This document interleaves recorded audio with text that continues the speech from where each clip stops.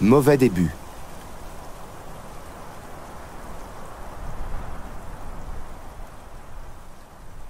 Dans le train. Pourquoi le TGV menait-il cette allure? À quoi servait-il de voyager si vite? L'absurdité de laisser filer à 300 à l'heure le paysage qu'il faudrait ensuite remonter à pied pendant des mois. Pendant que la vitesse chassait le paysage, je pensais aux gens que j'aimais, et j'y pensais bien mieux que je ne savais leur exprimer mon affection. En réalité, je préférais penser à eux que les côtoyer. Ces proches voulaient toujours que l'on se voie, comme s'il s'agissait d'un impératif, alors que la pensée offrait une si belle proximité. Le 24 août, à la frontière italienne. C'était mon premier jour de marche depuis la gare de Tende où m'avait mené le train de Nice. Je montais à pas faibles vers le col. Des graminées blondes balayaient l'air du soir. Ces révérences étaient une première vision d'amitié, de beauté pure. Après des mois si tristes, même les moucherons au soleil offraient d'heureux présages. Leurs nuages dans l'or tiède adressaient un signe à la solitude. On aurait cru une écriture. Peut-être nous disait-il « Cessez votre guerre intégrale contre la nature ». Des cèdres se tenaient sur le bord du chemin, sérieux. Leurs racines enserraient les talus. L'arbre a souvent l'air sûr de son bon droit. Un berger descendait d'une foulée plus hardie que la mienne. Il apparut, noueux, dans le virage, avec l'allure d'un héros de Giono. Un homme d'ici. Moi, j'avais toujours eu l'air d'un mec d'ailleurs.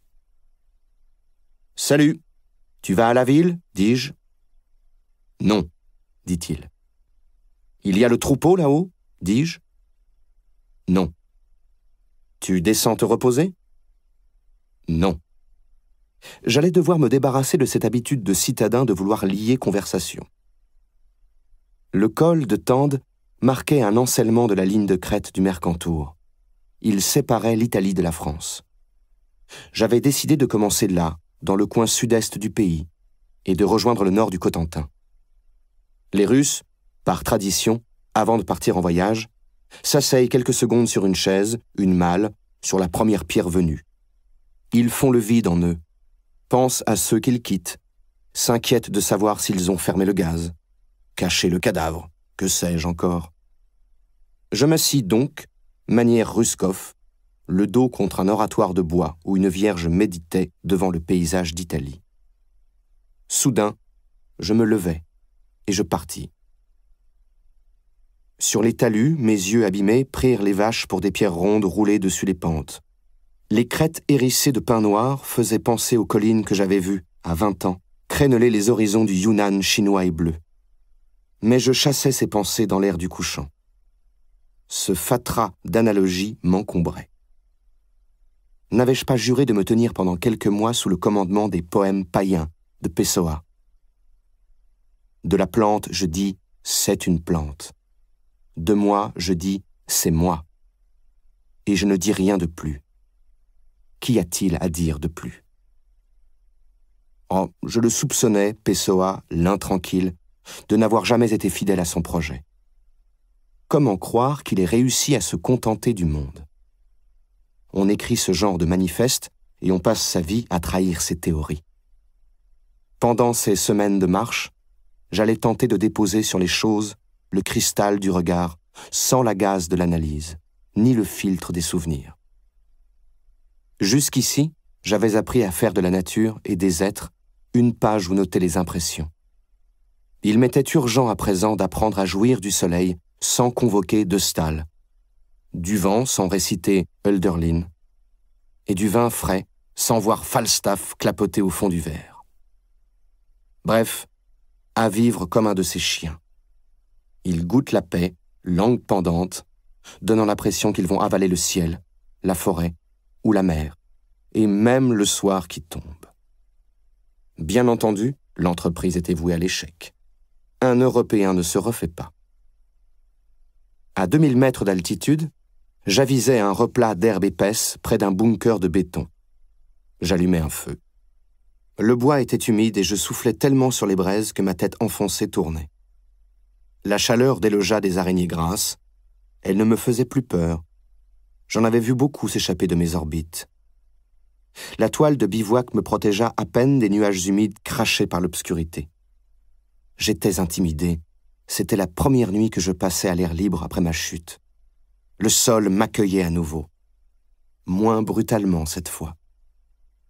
Je revenais dans mon jardin aimé, une forêt sous les étoiles. L'air était frais, le sol inégal, le terrain en pente. Cela s'annonçait bien. Les nuits dehors, pour peu qu'on les chérisse et les espère, lorsqu'elles couronnent les journées de mouvement, sont à accrocher au tableau des conquêtes. Elles délivrent du couvercle, dilatent les rêves. N'entendait-on pas s'élever la clameur dans les villes d'Europe de l'air, de l'air? J'avais rêvé de m'allonger sous les sapins quand je gisais 1 an plus tôt à l'hôpital. Voilà que revenait le temps des bivouacs. Le 25 août, dans la vallée de la Roya. La nuit avait été étrange. Cela avait commencé vers 11 heures du soir. Un premier coup de feu avait retenti à 200 ou 300 mètres, suivi d'un second, puis les détonations n'avaient pas cessé, espacées d'1 minute. Parfois, l'intervalle se réduisait à 30 secondes. Qui tirait dans la nuit? Un starette cinglé qui envolait aux ténèbres? Je fis les premiers pas en pensant que si je réussissais cette traversée de France, ce serait une rémission. Si je n'y parvenais pas, je prendrais mon échec pour une rechute. Elle était loin, la perspective de guérison. Aussi loin que le Cotentin. Je plaçais mon salut dans le mouvement. Le matin, j'aperçus une bergerie dans un creux. Une femme lisse, rose, avec de grosses joues de flamande et des biceps nus, s'affairait sur le seuil. Elle sortait d'un Bruegel et rentrait de la traite. « J'ai entendu des coups de feu cette nuit, dis-je. C'est une machine à gaz pour éloigner le loup. Pan! Pan! fit-elle. Ah! Qu'est-ce que tu veux, dit-elle. Ce qu'il y a. Du fromage de vache, sec. 300 grammes. Les loups ont peur? Qui sait? 3 €. Les choses avaient tout de même mal tourné. Les hommes s'étaient multipliés, ils avaient investi le monde, cimenté la terre, occupé les vallées, peuplé les plateaux, tué les dieux, massacré les bêtes sauvages. Ils avaient lâché sur le territoire leurs enfants par générations entières et leurs troupeaux d'herbivores génétiquement trafiqués. Un jour, il y a 30 ans, cheminant par les Abruzzes, le loup était revenu dans le Mercantour. Certains esprits s'étaient mis en tête de le protéger. Les bergers en avaient été furieux, car la présence du fauve les contraignait à renforcer la veille. Les amis du loup dorment au chaud dans les villes. C'étaient pleins les éleveurs. Il fallait à présent installer dans les alpages des machines imitant le coup de fusil pour protéger les herbivores des fauves rentrés chez eux. Je serais un loup, je me dirais. Le progrès, cette farce. Le 26 août. Sortir du Mercantour. Le soir tombait déjà et moi, je me traînais. Pour l'instant, cela n'allait pas fort. 3 journées dans les pierriers m'avaient déjà haché le dos. Quel intérêt à hisser ce corps en loques jusqu'au nord d'un pays en ruine, pensais-je, en suivant des yeux la caracole de 2 chamois, une mère et son fils dans un chaos de blocs. Étions-nous nombreux à jalouser les bêtes? Le petit m'avait déboulé dans les jambes derrière un rocher. Il avait hésité pendant 1 ou 2 secondes. Dans les îles Vierges du XVIIIe siècle, les bêtes sauvages venaient manger dans la main des premiers explorateurs avant de recevoir un coup de mousquet en guise de célébration de la rencontre avec l'homme. Le petit chamois avait tout de même obéi à une injonction salutaire et opéré une volte-face, comprenant que je ne constituais pas une fréquentation recommandable. J'avais croisé une chute d'eau cascadant dans les mousses, longé les eaux d'un lac vert et remonté les pentes. J'étais passé au nord du mont Bégaud, déserté par les esprits préhistoriques, et la lecture de Knulp sur les talus avait achevé de me démoraliser. Hermann Hesse promenait son vagabond dans l'aimable campagne allemande adoucie par l'automne. Certes, le bon Knulp finissait par mourir seul, mais au moins, avant de payer au prix fort son esthétique de l'irresponsabilité, avait-il montré aux villageois la noblesse d'une vie de flânerie.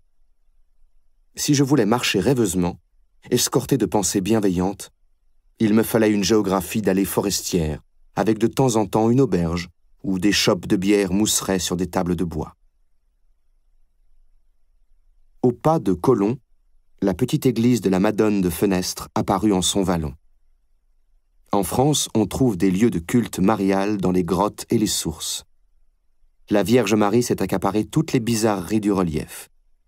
Je connaissais même une Notre-Dame des Falaises sur les flancs du Cap Canaille. C'était la récupération du vieux paganisme par la foi catholique, une manière de ne pas rompre avec l'esprit des lieux. J'allais m'abreuver d'un peu de pénombre sous les voûtes de l'église. Sur les murs étaient accrochés les ex-voto des alpinistes sauvés d'une chute. C'était la corde qui les avait retenus, mais il leur était agréable de croire au secours du ciel.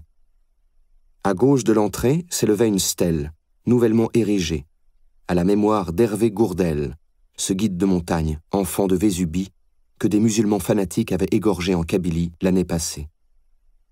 De mon lit d'hôpital, j'avais été hanté par son martyre. J'avais imaginé l'alpiniste, entravé, la tête couverte, promis aux directives coraniques. J'avais éprouvé une fraternité avec Gourdel.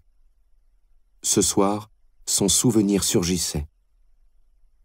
Sur une colonne de l'église, une plaque mentionnait la mort de Templiers décapités. Était-ce l'œuvre des Sarrasins? Au Xe siècle, occupés à ravager la Provence, ils avaient détruit un sanctuaire en ces mêmes lieux. Et ce soir-là, en m'enroulant dans ma toile, je saluais Gourdel avant que les pensées ne se muassent en rêve. Une vache préoccupée par d'autres choses meuglait ses propres requiems dans la nuit de l'alpage.